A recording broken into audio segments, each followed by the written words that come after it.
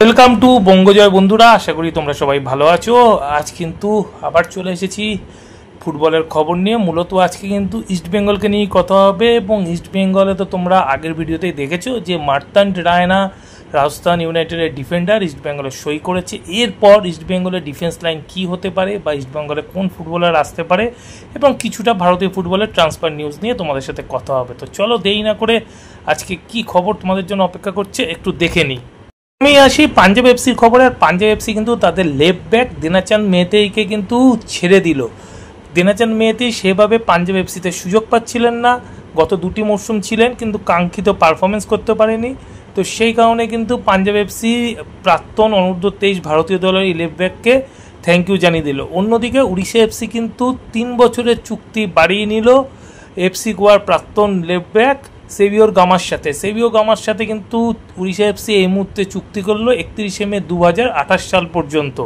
চলে আসি ইস্টবেঙ্গলের খবরে। আর ইস্টবেঙ্গল গতকাল রিয়েল কাশ্মীর থেকে রাম সাঙ্গাকে সই করিয়েছে, ডিফেন্সিভ মিডফিল্ডার। আর আজ কিন্তু রাজস্থান ইউনাইটেডে ডিফেন্ডার 6 ফুট 3 ইঞ্চি মার্তান্ড রায়নাকে কিন্তু নিজেদের দলে সই করিয়ে নিল। তো ইস্টবেঙ্গল ডিফেন্স লাইনটা কিন্তু কিছুটা কম্প্যাক্ট করলো, কেননা এতদিন ধরে ইস্টবেঙ্গল একাধিক সেন্টার ব্যাকের পেছনে দৌড়াচ্ছিল, কখনো মেহতাব সিং, কখনো রাহুল বেকে। তো এইসবের মধ্যে থেকে কিন্তু নিঃশব্দে ইস্টবেঙ্গল এবারে এই লিগের সেরা ডিফেন্ডার বলা যায়, অন্যতম সেরা ডিফেন্ডার 6 ফুট 3 ইঞ্চির মার্তান্ড রায়নাকে নিজেদের দলে সই করিয়ে কিন্তু নিজেদের ডিফেন্স লাইনের শক্তি বাড়িয়ে নিল। এবং এটা কিন্তু আগামী দিনের জন্য খুব ভালো হলো যে ইস্টবেঙ্গলের ডিফেন্স লাইনে অপশন বাড়লো। মার্তান্ড রায়না কিন্তু এ মরশুমে 21টি ম্যাচে 4টি গোল করেছে এবং যথেষ্ট ক্লিন ফুটবল খেলে।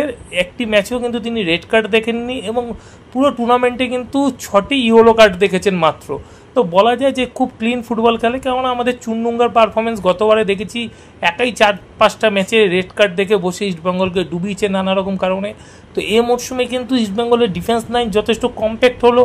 আর 6 ফুট 3 ইঞ্চি উচ্চতা হওয়ার জন্য ইস্টবেঙ্গল যে হাইলাইন ডিফেন্স খেলে সেটারও কিন্তু সুবিধা হলো, যে টিমটাকে তুলে খেলতে অনেকটাই সুবিধা হলো ইস্টবেঙ্গলের। আনোয়ার আলীর সাথে ডিফেন্সে জুটি বেঁধে খেলতে পারে। এছাড়া কিন্তু ইস্টবেঙ্গলে গত মরশুমে দেখেছি আনোয়ার আলী বা চুনডুঙ্গা চোট হলে কোনো ভালো ভারতীয় ডিফেন্ডার ছিল না, সেই জায়গাটাও কিন্তু এবারে পূর্ণ হলো বা পরিপূর্ণ হলো বলা যায়। এবারে কিন্তু ইস্টবেঙ্গল একজন বিদেশি ডিফেন্ডার নিতে চলেছে। হ্যাঁ বন্ধুরা, বিদেশি ডিফেন্ডার একজন নেবে, এবং সেটা কে হতে পারে এটা নিয়ে কনফিউজ। কিন্তু যা শোনা যাচ্ছে আফ্রিকা থেকে এক ডিফেন্ডার কিন্তু পছন্দ হয়েছে ইস্টবেঙ্গল ম্যানেজমেন্টের, তিনি হয়তো আসতে পারেন। এছাড়া ইস্টবেঙ্গল ম্যানেজমেন্টের কিন্তু একাধিক বিদেশি ডিফেন্ডারদের নিয়েও কিন্তু আলোচনা চলছে, এবং তাদের বায়োডাটা দেখা হচ্ছে, এবং সেখান থেকেও কিন্তু চুজ করা হতে পারে। তবে যা শুনে যাচ্ছে আফ্রিকান ডিফেন্ডারের আসার সম্ভাবনা কিন্তু উজ্জ্বল ইস্টবেঙ্গলের জন্য। এছাড়া কিন্তু একজন সেন্টার ফরওয়ার্ড ইস্টবেঙ্গল সই করাতে চলেছে, এবং শুনে যাচ্ছে নাকি তার সাথে কথাবার্তা প্রায় চূড়ান্ত হয়ে গেছে। তবে নাম এখনও সেভাবে জানা যায়নি, জানা গেলে নিশ্চয়ই বলবো, কেননা তোমাদেরকে ভুলভাল নাম বা ভুলভাল ইনফরমেশন দিয়ে তো আমার কোনো লাভ হবে না। তো ভিউজ বাড়ানোর জন্য আমার দরকার নেই ভুলভাল নাম বা ভুলভাল ইনফরমেশন তোমাদেরকে দিয়ে। তবে শুনে যাচ্ছে ইস্টবেঙ্গল একজন বিদেশি স্ট্রাইকারের সাথে খুব শীঘ্রই কিন্তু চুক্তি করতে চলেছে, এরকম কিন্তু একটা খবর বেরিয়ে আসছে। তো অলরেডি ইস্টবেঙ্গল দুজন বিদেশি মিগুয়েল ফিগুয়েরা এবং মোহাম্মদ রশিদ দুজনের সাথে যেহেতু চুক্তি করে ফেলেছে, এবং দুজনই মিডফিল্ডার। তো সাউল ক্রেসপো সম্ভবত এবারে আর ইস্টবেঙ্গল দলের জায়গা হচ্ছে না। যদি সাউল ক্রেসপোকে থেকে যেতে হয় তাহলে হয়তো ওই 7ম বা 8ম বিদেশি হিসেবে থেকে যেতে হবে। তবে আইএসএলে কিন্তু সাউল ক্রেসপোর খেলার সম্ভাবনা নেই বললেই চলে। এবারে আসি ইস্টবেঙ্গল ডিফেন্স লাইন নিয়ে। বন্ধুরা, যে আলোচনাটা করছিলাম, ইস্টবেঙ্গল ডিফেন্স লাইনে কিন্তু এই মুহূর্তে মনে হয় না মেহতাব সিং এবং রাহুল বেকের জন্য খুব বেশি আর ঝাঁপাবে ইস্টবেঙ্গল খুব খরচা করার জন্যে। কেননা এই মুহূর্তে ইস্টবেঙ্গল সমর্থকদেরই বলো বা ইস্টবেঙ্গল ম্যানেজমেন্টের বা কোচের ডিমান্ড কিন্তু একটাই, সেটা যদি অভিষেক সিংকে নিয়ে আসা যায়। অভিষেক সিং এলে কিন্তু ইস্টবেঙ্গলের ডিফেন্স লাইনটা পুরোপুরিভাবে দাঁড়িয়ে যাবে। এবং ডিফেন্স লাইন বলতে আমি সেন্টার ব্যাক পজিশন বলছি না, সাইড ব্যাক। ইস্টবেঙ্গলের দুর্বলতাটা মূলত সাইড ব্যাক। গত মরশুমগুলো থেকে আমরা দেখে আসছি যে ইস্টবেঙ্গলের দুর্বলতার জায়গা ওই সাইড ব্যাক, আর ওই সাইড ব্যাক জায়গাটাকে যত তাড়াতাড়ি পোক্ত করতে পারে তত ভালো ইস্টবেঙ্গলের জন্য। তো অভিষেক সিংয়ের ব্যাপারে তো ইস্টবেঙ্গল দীর্ঘদিন ধরে আলোচনা করছে তার এজেন্টের সাথে, তার ক্লাব পাঞ্জাব এফসির সাথে। আর এই মুহূর্তে কিন্তু মোহনবাগান সুপার জায়েন্ট তারাও কিন্তু অভিষেক সিংকে নেওয়ার জন্য ঝাঁপিয়েছেন। তো বলা যায় একটা লড়াই কিন্তু হবে ইস্টবেঙ্গল মোহনবাগানের মধ্যে মাঠের বাইরেও অভিষেক সিংকে নেওয়ার জন্য। তো অত সহজে মনে হয় না ইস্টবেঙ্গল এই মুহূর্তে নিতে পারবে অভিষেক সিংকে। তো এখন অনেক রকমের ব্যাপার আছে, যে ট্রান্সফার ফি যে বেশি দেবে, পাঞ্জাব এফসি এক রকমের একটা ট্রান্সফার ফি ধার্য করেছে, এবার মোহনবাগান সুপার জায়ান্ট যেহেতু লড়াই এসছে তারাও এখন ট্রান্সফার ফি নিয়ে পাঞ্জাব এফসির সাথে কথা বলবে। পাঞ্জাব এফসি তো এখন খেলাবে, যে ট্রান্সফার ফি বেশি দেবে সে অভিষেক সিংকে নিতে পারবে, এরকম তো একটা চলছে। তাছাড়া ইস্টবেঙ্গল ম্যানেজমেন্ট কিন্তু আরও কিছু ভালো ভারতীয় ডিফেন্ডারের ব্যাপারে কিন্তু এনকোয়ারি করছে বলা যায়। যেমন নরেন্দ্র গেহলাট আছে উড়িষ্যা এফসি, তাকে উড়িষ্যা এফসি ছেড়ে দিয়েছে। পিসি লালদিন পুইয়া আছে চেন্নাইন এফসি। তো এদের ব্যাপারেও কিন্তু ইস্টবেঙ্গল যথেষ্ট ইন্টারেস্ট, যে এদের মধ্যে থেকে পাওয়া গেলেও ভালো হয়, কেননা নরেন্দ্র গেহলাট সে কিন্তু রাইট ব্যাক এবং সেন্টার ব্যাক দুটো পজিশনেই খেলতে পারে। তো এরকম একজন যদি প্লেয়ার চলে আসে তো ইস্টবেঙ্গলের জন্য ভালো হবে। তো ইস্টবেঙ্গল কিন্তু এই ব্যাপারগুলোতেও দেখছে, এবং ডিফেন্স লাইনে একজন বিদেশিকে এনে, যেহেতু 3জন সেন্টার ব্যাক এই মুহূর্তে হাতে আছে, তো যদি আরও একটা রাইট ব্যাক আর একটা ভালো লেফট ব্যাক পাওয়া যায় তাহলে ইস্টবেঙ্গল টিমটা মোটামুটিভাবে দাঁড়িয়ে যাবে তাদের ডিফেন্স লাইন। এছাড়া তো হীরামণ্ডলটা ব্যাকআপে আছেই। আর আই লিগের সেরা ফুটবলার যারা মোটামুটি এ মরশুমে হয়েছে, যারা সেরা একাদশে থাকতে পারে সেরকম ফুটবলারদেরকে কিন্তু টার্গেট করেছে ইস্টবেঙ্গল ম্যানেজমেন্ট। আর তাদেরকে নিয়ে এসে একটা রিজার্ভ বেঞ্চের শক্তি বলতে যা বোঝায় সেই জায়গাটাও কিন্তু পরিপূরক করতে চাইছে রিজার্ভ বেঞ্চের শক্তি। গত মরশুমে দেখেছি আমাদের যে কি অবস্থা হয়েছিল ইস্টবেঙ্গলে, যে তারা একাধিক প্লেয়ার যখন চোট ছিল তখন কিন্তু সেই শক্তিটা আমরা পাইনি, রিজার্ভ বেঞ্চ থেকে ভালো ফুটবলারকে তুলে এনে ফার্স্ট টিমে খেলাতে পারিনি।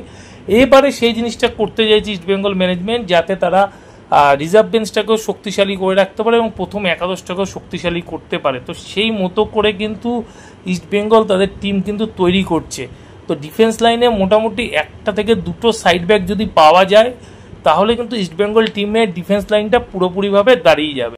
অন্যদিকে ইস্টবেঙ্গল যেহেতু 3 ডিফেন্সে খেলতে পারে এরকম একটা সম্ভাবনা তো শোনা যাচ্ছে, তো সেই জন্য ইস্টবেঙ্গল কিন্তু তাদের ডান দিকটা আরও পোক্ত করার জন্য একজন রাইট উইংয়ের ফুটবলার খুঁজছে। আর এই মুহূর্তে ইস্টবেঙ্গল কিন্তু একজন ফুটবলার উপরে নজর রাখছে, আর নজরটা কিন্তু যথেষ্ট পজিটিভ। তোমাদেরকে বলি, হ্যাঁ বন্ধুরা, নজরটা যথেষ্ট পজিটিভ।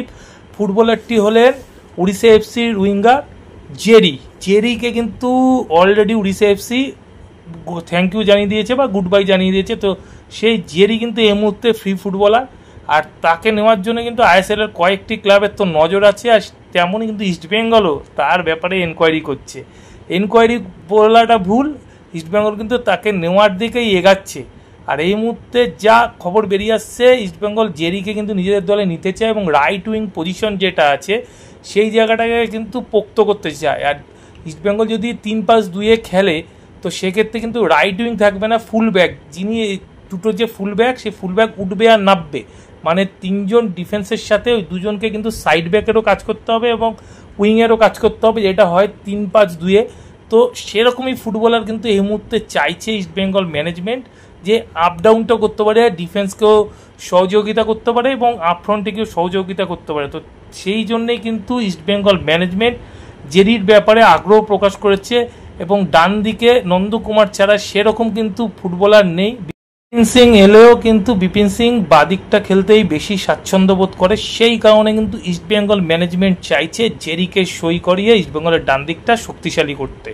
তোমাদেরকে বলে রাখি যে ইস্টবেঙ্গল এখনো পর্যন্ত যে 3জন ফুটবলারকে আই লিগ থেকে সই করিয়েছে, এডমন্ড লালরিন ডিকা, এছাড়া রামসাঙ্গা এবং মার্তান্ড রায়না, এই 3জনই বলা যায় যে এবারের আই লিগের অন্যতম সেরা মুখ বা অন্যতম সেরা আবিষ্কার। তো এই আই লিগের সেরা 3 ফুটবলারকে কিন্তু ইস্টবেঙ্গল নিজেদের দলে সই করিয়েছে।